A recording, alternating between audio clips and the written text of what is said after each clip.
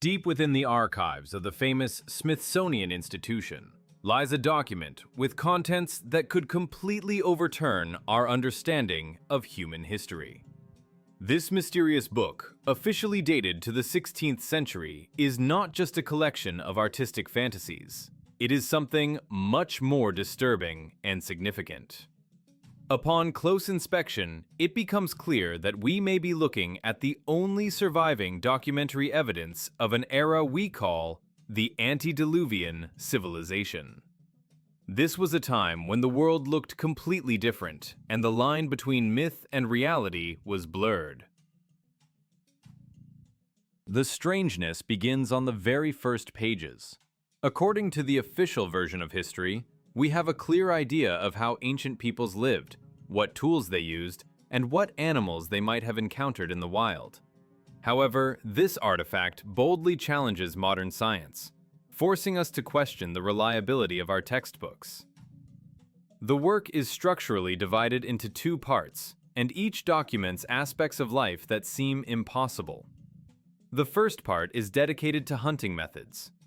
Alongside the elephants, tigers, and wild boars we are used to, humans are shown fighting creatures that, according to biologists, should not have existed at that time.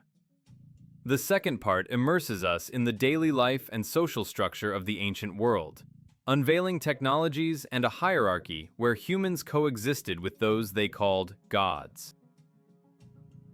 The author of this chronicle is not trying to create a fairy tale. The style of writing resembles an encyclopedia or a survival manual, where the impossible is described as a daily routine.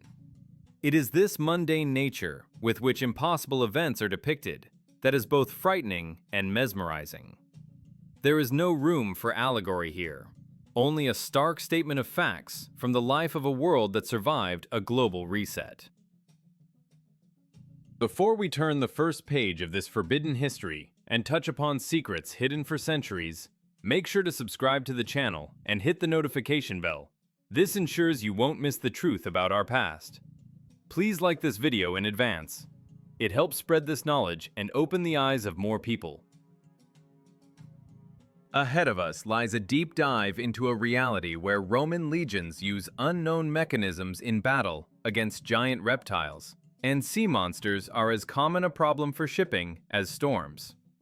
We will see a world where hunting a dragon was not the feat of a lone hero, but a coordinated, tactical operation of an entire army, and where the technologies of antiquity surpassed many achievements of subsequent centuries. This journey into the depths of the ages will show that our history may be just a fragment of a former greatness, miraculously surviving after a catastrophe. When opening the first part of this amazing manuscript, a researcher encounters what initially seems like an absurd mix of biological species. This part of the book is dedicated to a seemingly mundane activity, hunting methods. However, it is precisely here that the familiar picture of the world begins to crumble. On pages adjacent to images of hunting wild boars, tigers, elephants, and bulls, there are detailed documents of ways to hunt creatures that, in the modern mind, are firmly rooted in mythology and fairy tales. The chronicler makes no distinction between these species. For the people of that era, hunting a giant lizard was as normal a daily norm as tracking a deer. This blurring of the line between fantasy and everyday life causes the greatest bewilderment because the creatures are depicted with the anatomical precision typical of scientific atlases, not religious icons. Particular attention is drawn to the evidence of the Roman legion's activities. It turns out their military machine was directed not only at conquering neighboring nations, but also at confronting dangerous fauna. The document captures a moment of a coordinated attack by soldiers on a colossal snake-like dragon.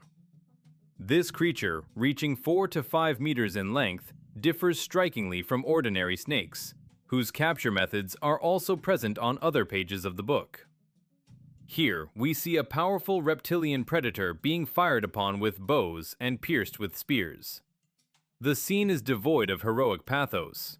This is not a battle of a lone hero against a monster to save a princess, but a methodical, well-planned operation to eliminate a threat or secure a trophy. However, an even more shocking element of this chronicle is the technical equipment of the hunters. In the background, supporting the infantry's actions, are mechanisms whose existence completely contradicts official historical science. The Romans are using complex devices on wheels. Their design resembles either early artillery pieces capable of firing heavy projectiles or advanced ballistae of incredible power. The presence of such technology suggests that the level of engineering thought in antiquity was immeasurably higher than commonly believed, and many technologies were simply lost or forgotten over the centuries. The geography of these creatures was not limited to one region. The chronicles take us to India and other corners of the ancient world, where locals in specific headdresses and clothing fight large dragons that lack legs but possess massive ridges on their backs. To neutralize these reptiles, clubs and fire are used, indicating a high degree of danger and the prey's resilience. Latin captions classify these creatures as a separate species, clearly distinguishing them from familiar reptiles. The global nature of this struggle with monsters makes one wonder, if the land was inhabited by such formidable creatures requiring the use of artillery and fire, then what horrors lurked in the depths of the oceans and on other continents, where sailors were just beginning to forge a path.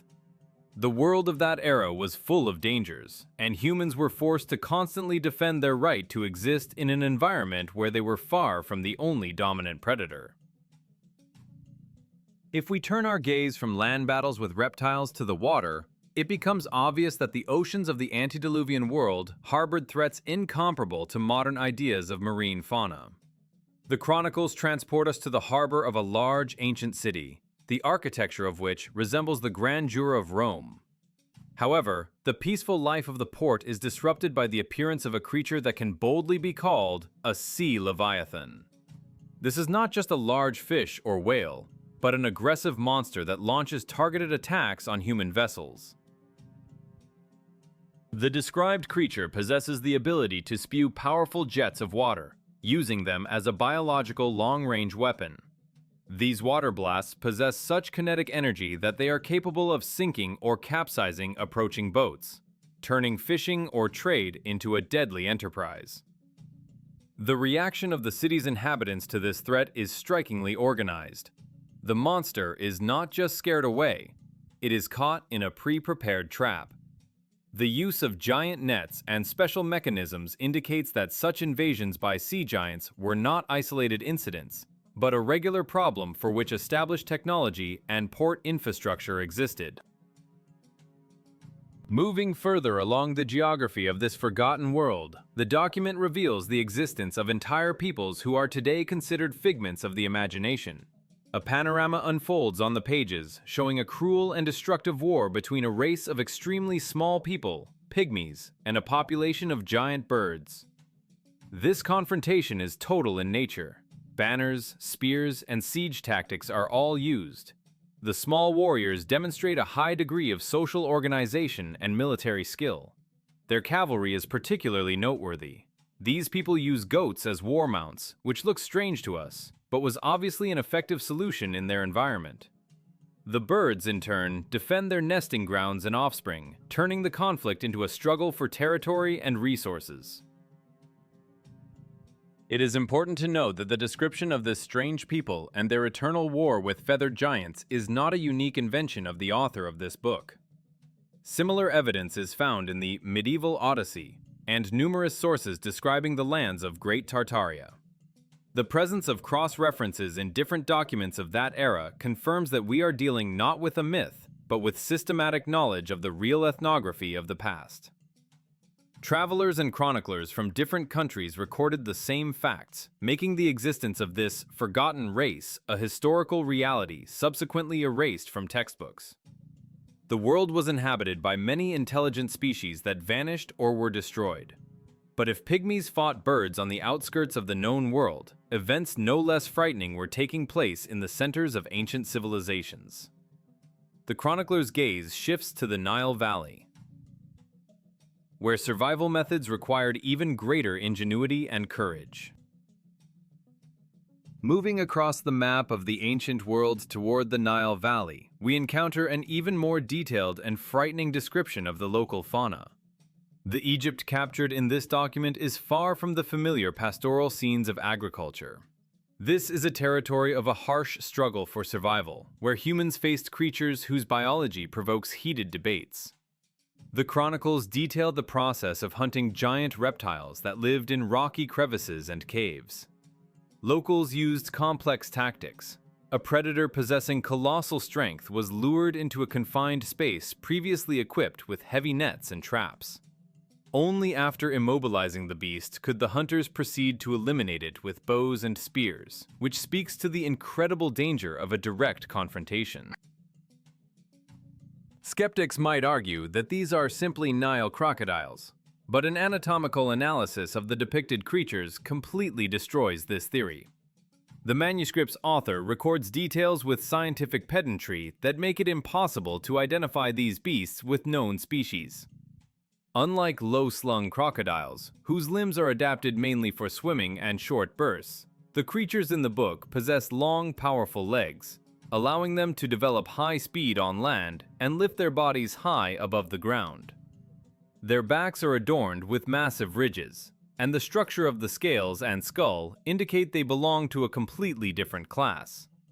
The Latin captions support the visual imagery, using terminology related to dragons and snake-like monsters, clearly separating them from ordinary reptiles. These are direct evidences that, in the historical period, relict species of dinosaurs or dragons existed in Egypt and were part of the daily ecosystem. But the biological mysteries of that time are not limited to giant lizards alone. In this same section of the document, the presence of creatures we are used to considering products of ancient mythology is recorded. We are talking about satyrs, humanoids with a human torso but the legs of cloven-hoofed animals and horns on their heads. In the context of this book, where everything is depicted with documentary precision, their appearance looks not like an allegory, but like the recording of a real biological fact. A logical question arises. Were these creatures the result of natural evolution? A dead-end branch of development? Or are we seeing traces of ancient genetic experiments? Their coexistence with humans is presented as a given, without a hint of mysticism, which forces us to rethink the nature of many legends. Perhaps what we thought were fairy tales was merely a description of our ancestors' real neighbors. This world, filled with predatory reptiles and genetic chimeras, seems chaotic and hostile. Humanity, surrounded by such threats, could hardly have built a developed civilization alone. And here the chronicle takes a sharp turn. Leaving behind the wild nature, the narrative moves to the second part, revealing the secret of governing this complex world. Someone had to bring order to this chaos, and these someones possess power and knowledge beyond human understanding. It is time to look at those whom the ancients called gods. Transitioning to the second part of this mysterious manuscript, we leave behind the wild wastelands inhabited by monsters and enter the ordered world of human society. However, this order is maintained by forces whose nature is fundamentally different from familiar religious dogmas. In this chronicle, the so-called gods appear not as ethereal disembodied spirits residing in unreachable heavenly halls, but as entirely material rulers present here and now. They descend to people not in the form of metaphorical visions, but on very real transport vehicles, complex flying chariots and wagons, accompanied by an entourage and a display of material wealth. These higher entities fulfill the role of direct curators of civilization. A picture of the global education of humanity unfolds before us. The gods, depicted with portrait-like precision, personally oversee key spheres of life. They teach people agriculture, control the processes of forging weapons, and provide instruction in spinning, architecture, and navigation. This is not mystical inspiration, but a concrete management process. Divine mentors, such as Panacea or figures representing the police, allegorically and factually personify medicine and political structure, implementing laws and technologies into human society. The Latin maxims accompanying these scenes glorify labor, discipline, and the victory over idleness. This ideology reminds us of strict social systems of the recent past, where every individual was a cog in a huge machine, and higher powers acted as strict teachers and overseers, guiding progress with a firm hand. The hypothesis stemming from this evidence is that the antediluvian civilization was governed from the outside, or coexisted with a more developed race. These gods lived among people, were an integral part of society, but occupied the top of the hierarchical pyramid. They gave people sciences, art, music, and alchemy, turning the ancient world into a highly developed structure. One gets the impression that the humanity of that time was under the patronage of powerful guardians, who not only protected their wards from the external environment, but also forced their development, passing on knowledge for which people were perhaps not yet ready on their own. However, the social distance between mentors and students was emphasized not only by status or clothing. A careful analysis of the images reveals a fundamental biological difference between the ruling elite and the common population. This inequality strikes the eye as soon as we begin to compare the scale of the figures in the engravings. Divine rulers and heroes of antiquity dominated the crowd not only metaphorically, but physically, possessing parameters that today would be considered an anomaly. It is this aspect, the gigantism of historical figures, that becomes the key to understanding the true face of antiquity. Exploring the engravings dedicated to great historical figures and rulers of the past, we encounter a phenomenon that cannot be dismissed as artistic convention or an allegory of greatness. In this chronicle, the scale of the figures has a direct physical meaning, and it is shocking. It is generally accepted that people of antiquity were shorter than us, but this document testifies to the opposite. The world was ruled by true giants. This is most vividly manifested in the image of three legendary commanders, Alexander the Great, Hector of Troy, and Julius Caesar. Their figures are drawn with meticulous detail, and it is the ratio of their bodies to the surrounding environment and animals that reveals the truth. Alexander the Great is depicted riding an elephant. However, looking at the proportions, a sense of cognitive dissonance arises. The powerful war animal beneath him looks no bigger than a pony. The elephant barely reaches the commander's waist if he were to dismount. This is not a miniaturized copy of the animal, but the gigantism of the rider himself. If we compare the size of the elephant, even a small one, with the figure of the person sitting on it, then the height of Alexander and his companions, Hector and Caesar, must be at least 2.5 or even 3 meters. Horses next to such warriors seem like miniature toys, which explains the legendary physical strength of the heroes of antiquity, capable of changing the course of battles single-handedly. They were literally superhumans in a biological sense. This disproportion is also traced in scenes of peaceful life depicting the royal court and construction work. Rulers sitting on thrones or overseeing the production of bricks and the erection of statues tower over their entourage like parents over small children. However, looking closely at the servants, we see that they are not children. They have adult faces, beards, developed musculature, and they are performing heavy physical labor. These are fully grown adults of ordinary height, who look like dwarfs only against the background of the gigantic ruling elite.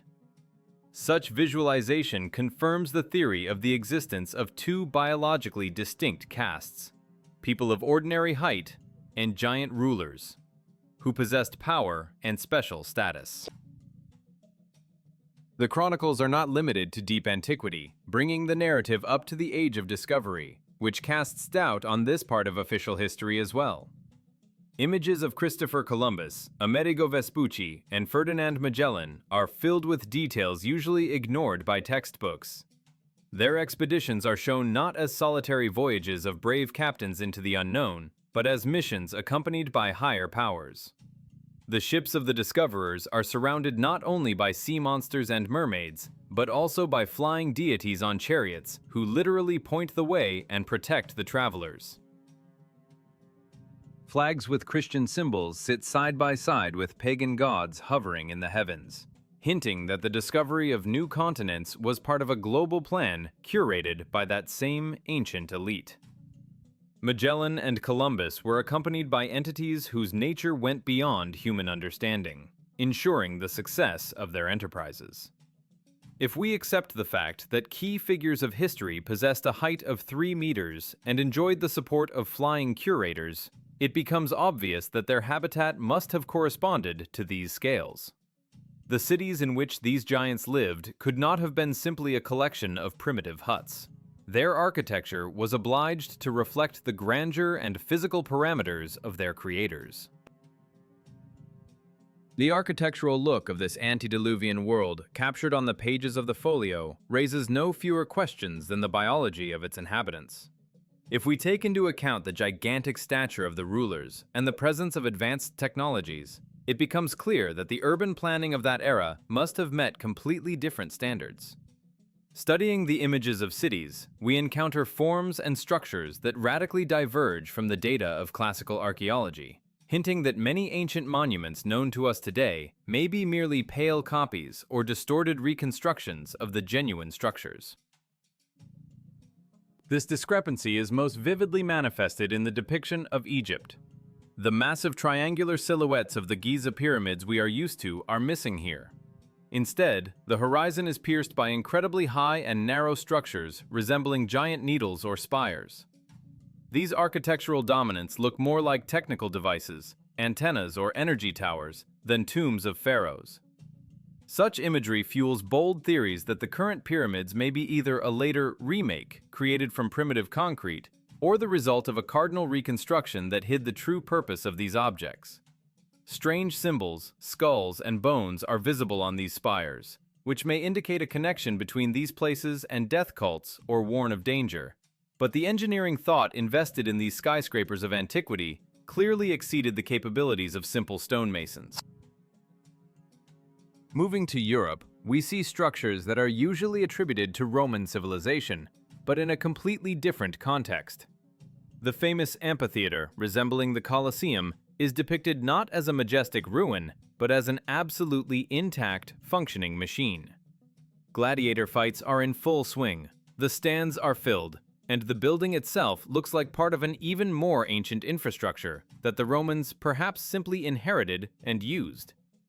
The absence of traces of destruction or erosion at the time of the sketch, as well as the proximity to the Tower of Babel and ziggurats, suggests that these objects existed simultaneously in a single temporal layer, long before official history scattered them across different eras and empires. However, the most striking discovery is the architectural unity of the planet. Examining engravings labeled India, a researcher is surprised to discover landscapes indistinguishable from classical European urban development. Instead of traditional pagodas or Hindu temples, we see majestic cathedrals with colonnades, equestrian statues over entrances, and wide avenues that could easily be mistaken for the streets of St. Petersburg or Rome. This visual evidence is a powerful argument in favor of the theory of a unified antique civilization. It seems that, before the global catastrophe, the world was united by a common cultural and technological code. A unified style, or so-called antique standardization, reigned from the banks of the Ganges to the Mediterranean, confirming that borders between nations were erased, and the world was governed according to the uniform patterns of that same higher caste.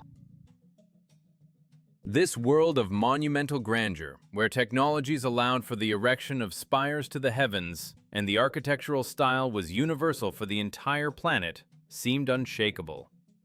It looked like a perfect system built to last for centuries.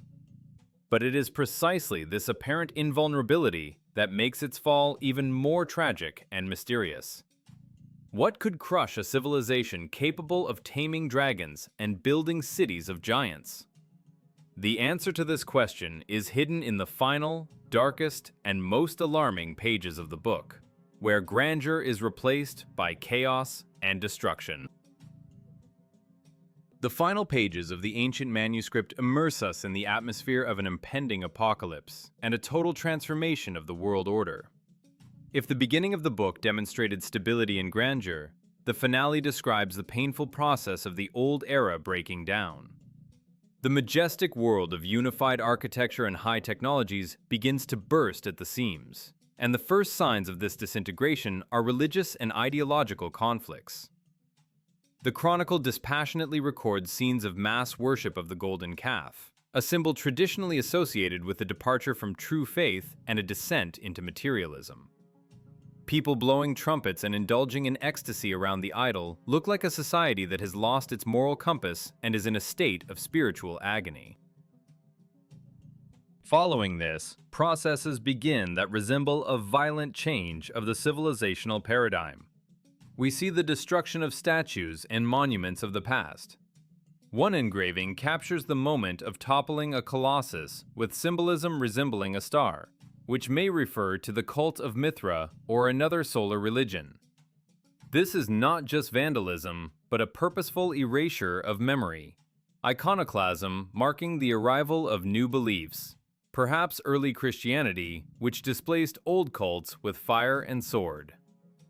The change of religious scenery takes place against a backdrop of ruins, implying that the ideological war was accompanied by real combat operations and catastrophic destruction of cities. Chaos also penetrates the biological nature of man. Closer to the end of the book, images of creatures appear that look like the final stage of genetic degeneration, or the result of failed experiments spiraling out of control.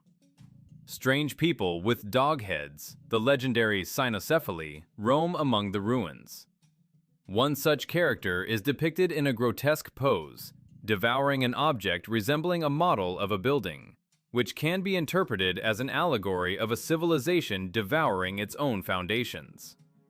These chimeras, people with deformed bodies and beastly heads, testify that the purity of the biological species, which was perhaps maintained by the higher curators, was lost. The culmination of this tragedy is the disappearance of those very god teachers. The logic of the narrative leads us to the theory of a global reset. The divine entities that taught people sciences and arts, managed construction, and maintained order leave the stage.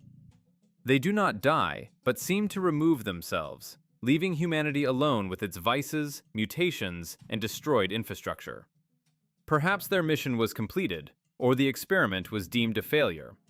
The departure of the higher powers marked the beginning of the Dark Ages, degradation, and the loss of technologies, turning the once unified and prosperous world into scattered fragments that had to relearn how to survive. This book is a unique document that serves as evidence that history as we know it is merely a thin crust hiding an abyss of the forgotten past beneath it. This is proof of a reality where magic was simply high science, monsters were part of the ecosystem, and gods walked the earth. We live on the ruins of a titanic civilization whose greatness we are only beginning to realize by deciphering such messages from the depths of the ages. If you were impressed by these testimonies of the past world, write in the comments. Do you believe in the existence of giants and dragons in our real history? Like this video, share it with your friends, and be sure to subscribe to the channel. We will continue to dig up the truth that has been hidden from us. See you next time, friends.